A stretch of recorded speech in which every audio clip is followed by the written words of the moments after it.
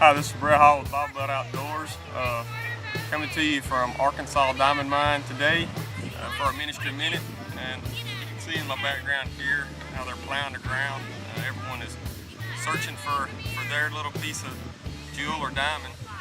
And what I want to talk about today is the diamond in the rough. You know, that can be us in life sometimes. Rough exterior, we're under a lot of pressure, and in Genesis 2:7 it says, "In essence we have come from a very basic material, humble beginnings, a substance in abundance."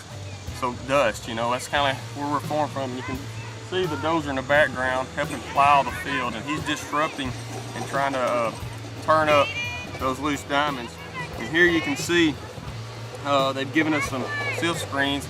We've got a open and a real fine, and I think that's a lot of times what we have to do in life is allow God to shift things out of our life.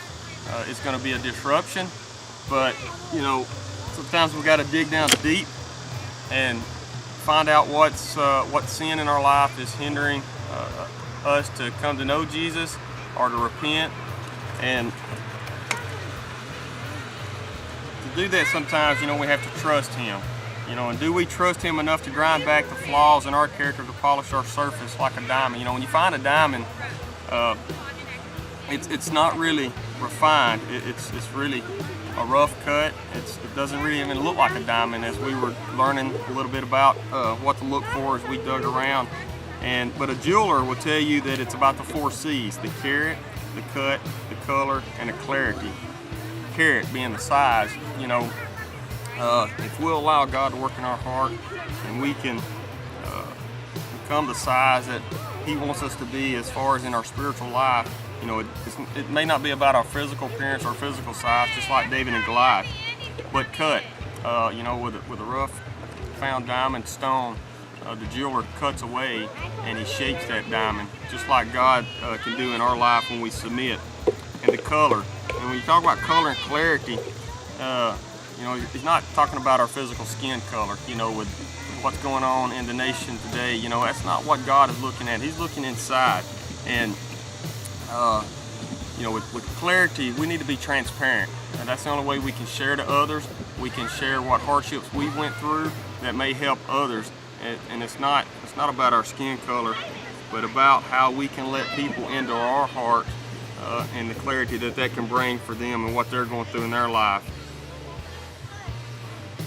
And that polishing, after we come to identify our weakness, His help through trials, knowing that He will not cause us to break. You know, He's going to deliver us through whatever we're going through.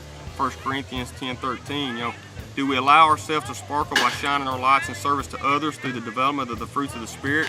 You know, that's what I want you to question yourself, and I'm doing as well. Galatians 5:22-23 and 6-10. Do we readily shine bright light each and every day as we go about our business, giving hope to others in a darkened world? Matthew 5:14-16 says, do we delight in being corrected by God for our own good? You know, sometimes in our lives we need to allow Him to correct us and not resent that.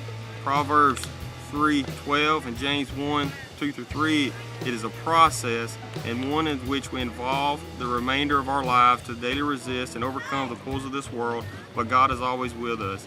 He will never leave us, even to the end of time. Matthew 28:20. Thanks, and God bless.